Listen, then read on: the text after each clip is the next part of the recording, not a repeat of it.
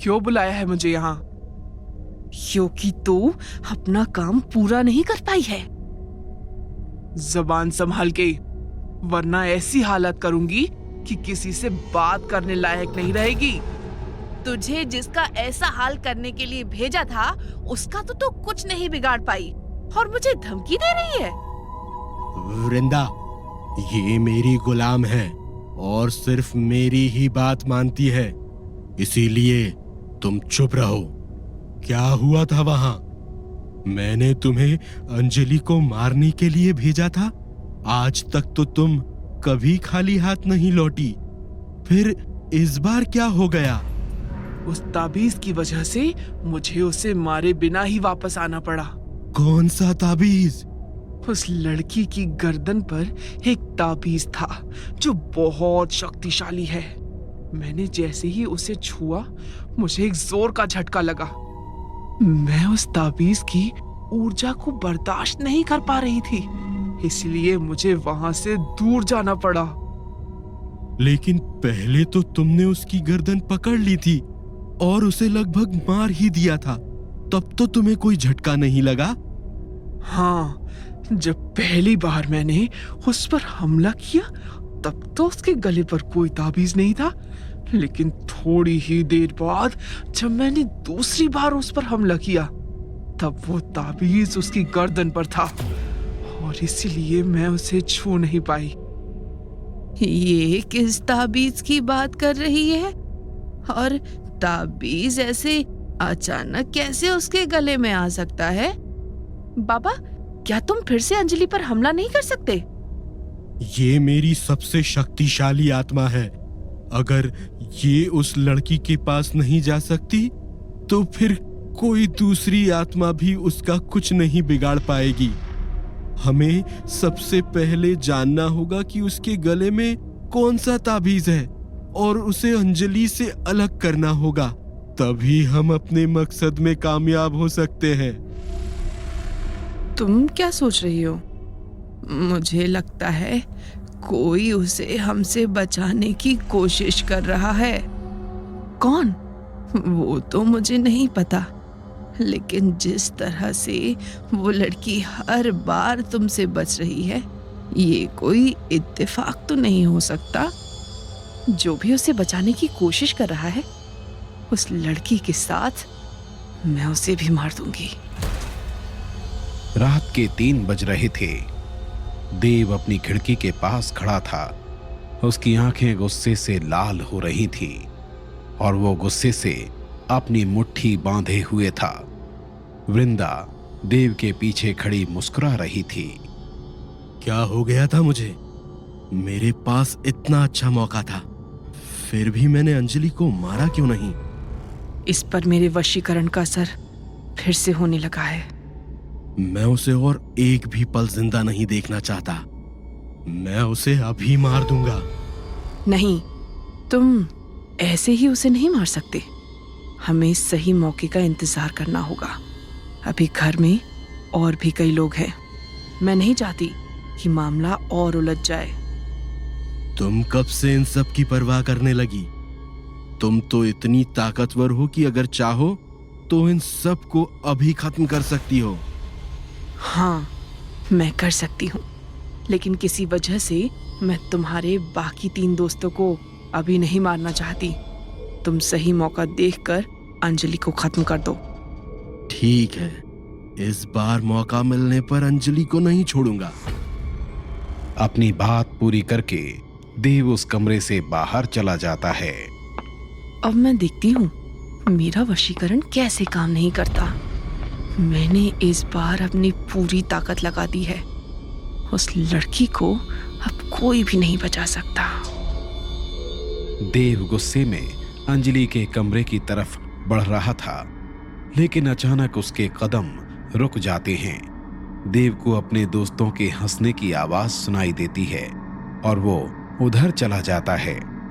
Dining table पर अक्षय, शुभम, शिल्पा और अंजलि हंसते हुए आपस में बातें कर रहे थे और निखिल वहीं नाराज बैठा था। देव, तू वहां क्या कर रहा है? यहाँ आ और हमारे साथ बैठ। मैं तुझे बताता हूँ कि आज इस बेवकूफ शुभम के साथ क्या हुआ है। हर किसी को ये बात बतानी जरूरी है क्या? अरे तू तो मेरा बेस्ट फ्रेंड है और बिना तेरी बेइज्जती किए मुझे खाना ठीक से डाइजेस्ट नहीं होता। जल्दी आओ देव, किस सोच में खोए हुए हो? तुझे पता है आज शुभम गांव की एक लड़की से पिट गया। अक्षय बस भी कर यार, क्यों बात का बतंगड़ बना रहा है? अरे अभी तो मैंने बताना शुरू भी नहीं किया और तू मुझे बस करने के लिए कह रहा है। इनको भी तो पता चलना चाहिए आज गांव में तेरा कैसे स्वागत हुआ है। पहले ही दिन पिट गया हमारा शुभम। यार वो बस मिसअंडरस्टैंडिंग थी और कुछ नहीं। वो मिसअंडरस्टैंडिंग नहीं, तुम्हारी बेवकूफी थी। अब गांव की लड़की से इंग्लिश में एड्रेस पूछोगे तो वो थोड़ी ही समझेगी बुद्धू। अरे तुम लोग आपस में ही हंसते रहोगे या हमें भी बताओगे कि आखिर हुआ क्या था? ये भाई साहब गांव की एक लड़की से पैलेस का एड्रेस पूछने गए थे, वो भी इंग्लिश में। उसे लगा कि ये उसे छेड़ रहा है, फिर क्या उसने गांव के लोगों को बुलाकर इसकी पिटाई करवा दी। कितनी बेवकूफ लड़की थी और गांव वाले भी कितने अजीब हैं। एड्रेस पूछने पर कोई इतना मारता है क्या? तेरी पिटाई एड्रेस के कारण नहीं हुई। तू उसे समझाने के लिए जो इशारे कर रहा था उसका मतलब उसने कुछ और समझ लिया। देव कुछ कदम आगे बढ़ाता है और अंजलि के पास एक चेयर पर बैठ जाता है। ये मुझे क्या हो रहा है? कुछ देर पहले तो मैं अंजलि को मार देना चाह रहा था, लेकिन अचानक से ये सब मुझे अच्छा क्यों लग रहा है? ऐसा लग रहा है कि अंजलि ऐसे ही हमेशा मेरे पास रहे। अंजलि के लिए मेरे इमोशंस बार चेंज क्यों हो रहे हैं? यार निखिल, तुझे क्या हो गया? जब से हम यहाँ आए हैं तू बस मुंह फुलाए बैठा है। कोई बात है क्या? नहीं, ऐसी कोई बात नहीं है। ऐसा लग तो नहीं रहा। तेरा चेहरा देखकर तो ऐसा लग रहा है जैसे तेरी गर्लफ्रेंड किसी और के साथ भाग गई हो। हाँ निखिल, मैं भी काफी देर से नोटिस कर रही हूँ। तुम हमसे ठीक से बात भी नहीं कर रहे हो। कोई प्रॉब्लम है तो तुम हमसे शेयर कर सकते हो। मैंने कहा ना कोई बात नहीं है। अरे ऐसे कैसे कोई बात नहीं है? मैं समझ गया, ये बेचारा दो लव बर्ड्स के बीच में फंस गया है। अब हमेशा देव और अंजलि को एक साथ देखता होगा तो इसे भी थोड़ा तो अकेला फील होता ही होगा। देव और अंजलि कॉलेज की तरह हमेशा एक दूसरे के साथ लगे रहते होंगे और बेचारा निखिल अकेले बोर होता रहता होगा। हाँ यार निखिल, आखिर तू भी कब तक सिंगल रहेगा? मुझे लगता है तुझे भी अपने लिए एक अच्छी सी पार्टनर ढूंढ लेनी चाहिए। वैसे भी कुछ दिनों में देव और अंजलि की शादी हो जाएगी, फिर तुझे भी तो किसी की कंपनी चाहिए होगी ना। अक्षय की बात सुनकर सभी लोग जोर से हंसने लगते हैं। देव के फेस पर भी स्माइल आ जाती है। मुझे तो लगता है कि अंजलि का कन्यादान भी निखिल ही करेगा। अक्षय, शुभम और शिल्पा फिर से जोर से हंसने लगते हैं।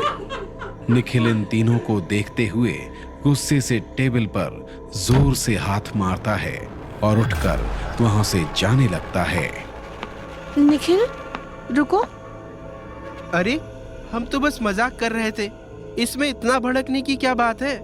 कुछ नहीं, वो हम काफी दिनों से शहर से दूर इस गांव में है ना, इसीलिए निखिल थोड़ा इरिटेट हो गया है। डिनर के बाद शुभम अपनी मशीन लेकर कमरे से बाहर निकल रहा था। यार शुभम, तू कहाँ जा रहा है? काफी रात हो गई है, तू चुपचाप आकर सो जा। अरे मैं इसी काम के लिए तो यहाँ आया था, तू भूल गया क्या? यार ये तेरा भूत पकड़ने वाला भूत कब उतरेगा?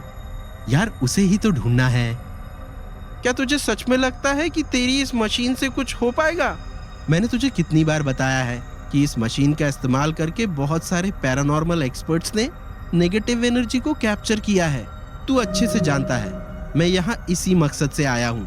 मैंने इस प्लेस के बारे में बहुत सी कहानियां सुनी है। अगर यहाँ कुछ भी एनर्जी है तो मैं उसे महसूस करना चाहता हूँ। लेकिन तुझे अभी ये सब करने की क्या जरूरत है? तू बाद में भी ये सब कर सकता है ना। यार तू तो जानता है मुझ में बिल्कुल पेशेंस नहीं है। जो काम मुझे करना होता है उसे मैं जल्द से जल्द पूरा करता हूँ। देख दिन के 4 बजने वाले हैं। मैंने सुना है कि 4 बजे के बाद नेगेटिव एनर्जी कमजोर हो जाती है। और पकड़ में नहीं आती। तू जब तक अपनी इन्वेस्टिगेशन शुरू करेगा 4 बज जाएंगे और इन सब का कोई फायदा नहीं होगा। एक काम कर, आज रात के लिए इसे छोड़ दे, अपनी इन्वेस्टिगेशन कल करना। कल मैं भी तेरे साथ चलूंगा। क्या सच में?